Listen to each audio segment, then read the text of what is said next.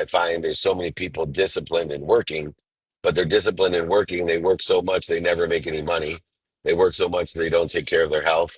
They work so much they don't take care of their family. But if you ask them why do you work, they'll say make a lot of money to take care of my family, and you're living by design. Give me a little bit of understanding on what we do to perform profitably, passionately, and purposefully.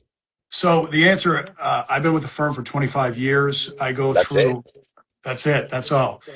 In that time, I've got to go through 88,000 small, medium-sized businesses. And I get to look at 4 years of financials and look at their operations, finance, tax, all the above.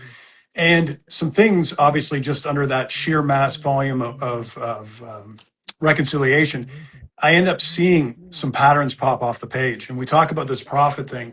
And people think that profit is in a small, medium-sized business is, or they treat it like, I guess is a better way to put it, somewhat elective, right? Somebody brings in a total, some revenue and they, take care of all their costs and whatever's left over. The most interesting thing I discovered in that period of time was that I was going into businesses where all the decisions that they had made prior to that moment actually predetermined how their company had to operate. In other words, it already predetermined how much profit they had to make. And if they did not make that amount, it was continuing to hurt their company. Make it, tax it, leave it in. Yeah. And so after a period of time, maybe about 7 years ago, I started really looking at the cascade effect of that.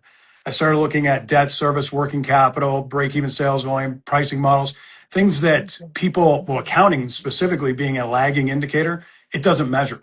And I was able to create a system that I can actually do an MRI, a blood panel, essentially on a business and figure out exactly what it has to do to get back to a state of health, not just in generalizations, very specifically.